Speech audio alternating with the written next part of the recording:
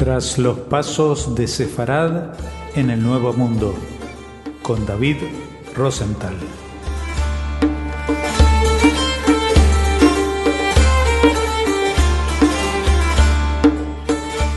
Hola oyentes de Radio Sefarad y bienvenidos a una nueva entrega de los pasos de Sefarad en el Nuevo Mundo, como siempre con David Rosenthal. ¿Qué tal, David? Hola Jorge, un saludo a todos nuestros oyentes del programa. Bueno, ¿de qué nos vas a hablar hoy? Y pues bien, hoy hablaremos sobre estos pasos de Sefara del Nuevo Mundo y en específico de la presencia judía y árabe en Hispanoamérica, dado que en un sondeo que se realizó en el 92 en Argentina, aproximadamente un tercio de los 1900 entrevistados en la capital federal diversas provincias consideran a los judíos y a los árabes como los grupos menos integrados, además de la migración que existe en este país, Argentina. Eh, bueno, ellos, las personas que realizaron este sondeo, eh, decidieron que eran los árabes y los judíos las minorías menos integradas en este país, mientras que un porcentaje aún mayor los consideraba como pertenecientes a un pueblo separado también, ¿no? Eh, Esto, según el vicerrector de la Universidad de Tel Aviv y profesor de Historia Española y Latinoamericana en esta misma universidad, que dirigía el Centro Daniel Abraham de Estudios Internacionales y Regionales y que era miembro correspondiente a Israel de la Academia Nacional de la Historia de la República Argentina, y estas respuestas reflejaban la persistencia de viejos estereotipos sobre estos dos grupos de inmigrantes semitas, no solo en Argentina, sino en todo el continente. Las primeras representaciones de árabes en Iberoamérica fueron anteriores a la llegada de inmigrantes de ese origen y no debe sorprender que hayan sido de tipo esencialista. Hay imágenes de Oriente donde ya aparecen en textos fundacionales de la literatura iberoamericana a partir de los años 40 del siglo XIX. Algunos basaban su visión de los árabes en antiguas obras literarias históricas de España, de la necesidad de lidiar con el al-Andalus y completar la reconquista hizo que a menudo los árabes aparecieran como bárbaros o bien como figuras envueltas en un halo, digámoslo, de romanticismo. De todas formas, pasaron varias décadas desde la llegada de los primeros inmigrantes árabes a las costas iberoamericanas hasta la aparición de la figura del turco en los textos literarios en la década de 1920, cuando el imperio turco otomano, ya había dejado de existir. Luego, las mismas actitudes fueron manifestadas hacia los judíos, que también acerca de ellos existían estereotipos ampliamente difundidos antes de que comenzaran a llegar desde África del Norte o desde Europa Oriental a este continente, al nuevo continente. Los iberoamericanos, los hispanoamericanos, empezaron por esos tiempos a utilizar el término sirio-libanés. No obstante, este término es problemático por diversas razones. Una es que acaso incluye a palestinos o inmigrantes del África del Norte, sean musulmanes o judíos, de Marruecos, por ejemplo, o Argelia. Y además, ¿qué sucedía con el término turco? Ahora también a los llegados desde Oriente Medio a Iberoamérica después del colapso del Imperio Otomano. Y conviene recordar que Turquía definitivamente no es un país árabe más si musulmán. Al mismo tiempo y con frecuencia se hacía referencia a los judíos como rusos, ¿no? A los ashkenazis, aunque de hecho muchos procedían de otras partes de la Europa central y oriental o también de la cuenca del Mediterráneo. Todos estos términos tienden a la sobresimplificación, más bien agrupando en una misma categoría y con una misma etiqueta a inmigrantes de orígenes diversos y a veces hasta involucrados en conflictos regionales, nacionales, étnicos o religiosos. Por ejemplo, llamar turco a un armenio, sabemos, eh, por motivos históricos, son naciones que están, digamos, enfrentadas, digamos, que hay un genocidio por medio. Bueno, y al igual que en otros casos de inmigración, se deben analizar también los factores que llevaron a un grupo determinado a abandonar su lugar de residencia y un rumbo hacia ciertos países y no hacia otros en específico. A finales del siglo XIX, los judíos de Europa Oriental, especialmente los de las regiones que pertenecen a Polonia y parte occidental de Rusia, experimentaron una gran presión para buscar un futuro mejor en el continente europeo y pues el acoso físico, las discriminaciones sociales y las penurias económicas contribuyeron cada uno por su parte en tal dirección, así que desde mediados del siglo XIX la crisis del Imperio Otomano fue acompañada de persecuciones a las minorías cristianas, un creciente nacionalismo árabe y el servicio militar obligatorio además. Asimismo, los cambios económicos fueron haciendo que gradualmente las cosas se complicaran para un número cada vez mayor de artesanos y pequeños comerciantes, y la inmigración sirio-libanesa surgió entonces de una combinación de factores políticos, económicos, religiosos y culturales, que las Américas del Norte y del Sur parecían prometer prosperidad, como quizás siempre lo prometieron, y un futuro mejor tanto para los judíos como para los árabes. Iberoamérica se convirtió en el hogar de cientos de miles de ellos. La mayor parte llegó a la región entre finales de 1870 y 1930, y muchos ascendieron a posiciones destacadas en las esferas sociales, como ya lo hemos visto en otros programas, económicas también, y bueno, también en alguna parte, de algún modo, artísticas y políticas. Efectivamente, judíos y árabes, entre otros, se beneficiaron de las puertas abiertas del continente, pero también sufrieron desde finales del siglo XIX la desilusión provocada por los esfuerzos de las élites por blanquear o europeizar países, de manera que los grupos étnicos debieron a veces afrontar un sentimiento general contrario a los inmigrantes, con el telón de fondo del nacionalismo, el autoritarismo y la xenofobia crecientes. En las primeras décadas del siglo XX, los inmigrantes semitas, árabes, cristianos, judíos de Europa Oriental,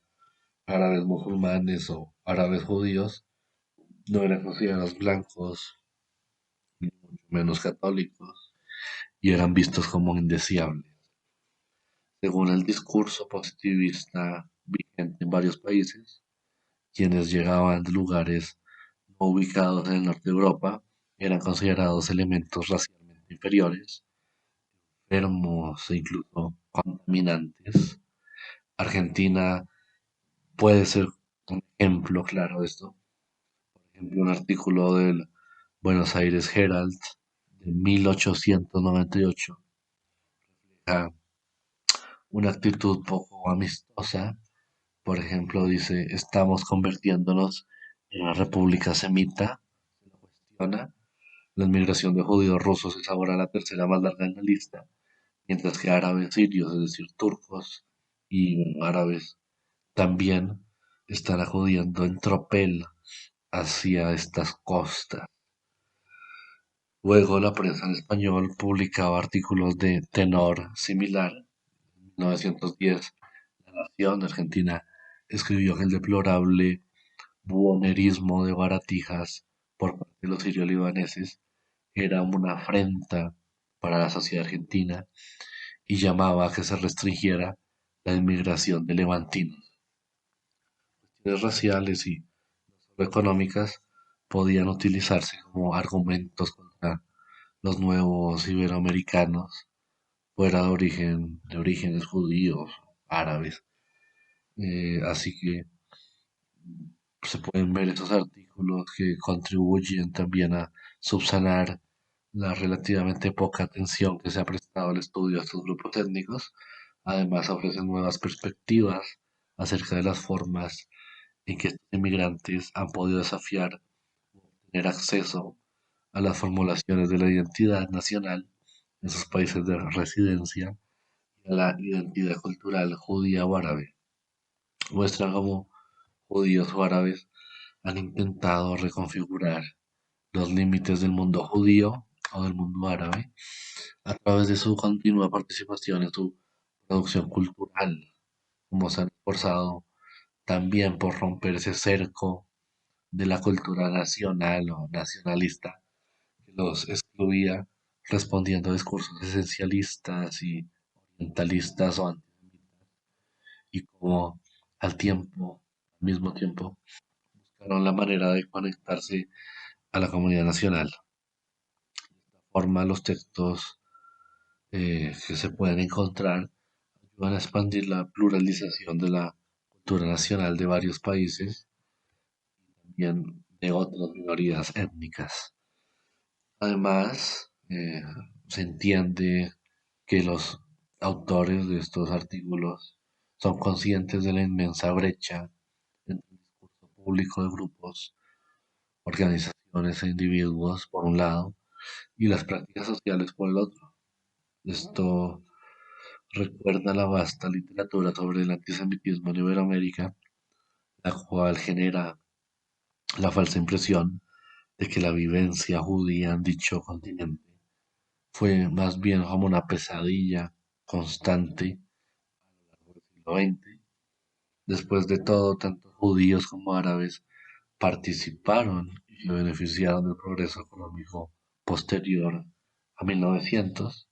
al mismo tiempo que sufrían también con diversas o distintas formas de discriminación o antisemitismo. Cabe mencionar además que a veces los mismos argentinos árabes, sirio-libaneses en específico, usaron formas de orientalismo como una estrategia de resistencia ante el nacionalismo argentino, lo que también recordaría las tempranas investigaciones, por ejemplo, de Jeffrey Lesser, que señalaban la forma en que los judíos utilizaban los estereotipos antisemitas para garantizar sus permisos de entrada y mejores posiciones en el Brasil. Es bueno, pues poder analizar estos estudios étnicos de Hispanoamérica o en Hispanoamérica, en lo que tiene relación al semitismo, se puede considerar como una invitación, ¿no?, a llenar un cierto vacío en la historiografía que hoy día tenemos. En ese sentido hay que recordar que la mayor parte de los estudios sobre árabes y iberoamericanos, hispanoamericanos, se había ocupado ahora del grupo más nutrido, el de los árabes cristianos, con una atención mucho menor dedicada a los de la fe musulmana, y de modo similar la mayor parte de los estudios de hispanoamericanos judíos se ha centrado en los ashkenazis, de Europa Central y Oriental, dedicando mucha menos atención a los sefardíes, en específico, en este caso a los que provenían de países árabes y, bueno, de la cuenca del Mediterráneo. Así que faltan unos estudios comparativos acerca de las experiencias judía y árabe en Hispanoamérica,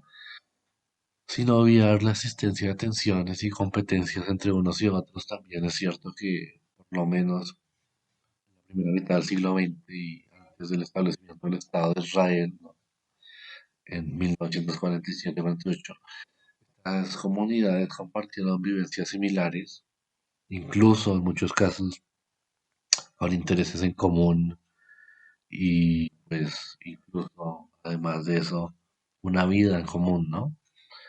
En el caso de no pocas comunidades judías y árabes que no solo vivían con un relacionamiento estrecho, sino prácticamente totalmente incluso mezcladas, ¿no? Entonces, intereses comunes ante una sociedad receptora en la cual su lugar y posicionamiento no estaban claramente definidos. También se puede ver, ¿no? y entender la experiencia semita en Iberoamérica o Hispanoamérica, adoptando esa perspectiva comparativa, como el texto de Jeffrey Desser que presenta el marco teórico del volumen y al analizar los estudios étnicos en Iberoamérica, Lesser apunta a la necesidad de poner énfasis en el contexto nacional más que en la condición diaspórica de minorías étnicas como los judíos, los árabes, también los japoneses, los europeos del este. Además, se cuestiona la imagen de estos grupos como poco integrados en la sociedad, así como un denominador y presentación es el de víctimas de una discriminación. El artículo de Lesser desafía las dicotomías que caracterizarán muchos de los estudios étnicos, entre otros el concepto binario de blanco y negro. Lesser sugiere adoptar la metodología de la historia étnica comparativa para formular unas preguntas y así quizá llegar a nuevas respuestas acerca de Iberoamérica y sus pueblos. Por su parte, Margalit Bejarano, que analiza el contexto histórico previo a la inmigración masiva del mundo de habla árabe a Iberoamérica y así cuestiona la común contraposición de árabes y judíos como dos grupos étnicos que se representan o que representan unos sectores homogéneos bien definidos dentro de estas sociedades. Así que para esto toma como un caso paradigmático a los judíos sefardíes que comparten con otros inmigrantes de Oriente Medio, del Magreb, del Oriente Medio y los países balcánicos, además, los modelos de inmigración e integración económica y social, aunque forman parte del grupo judío por su religión e identidad étnica. Para comprender las raíces de la complejidad étnica de los grupos provenientes del Imperio Otomano, dejarán atrás a la estructura de la sociedad multinacional otomana, basada en el sistema de Millet, que separa legalmente a los grupos étnicos religiosos, y luego describe el proceso de migración, comparando las características comunes de los inmigrantes del Imperio Otomano o de los países que se formaron después de su desintegración, y finalmente analiza la formación de la infraestructura de las instituciones sefardíes en su relación al legado de Millet o Millet frente a sus relaciones con sus correligionarios, pero de distinta rama, es decir, los eskenazis, y delineando esto como unos límites dentro de esos subgrupos judíos. Luego, mediante el estudio de la revista Caras y Caretas Argentina, y entre finales del siglo XIX y principios del XX, Emmanuel Taub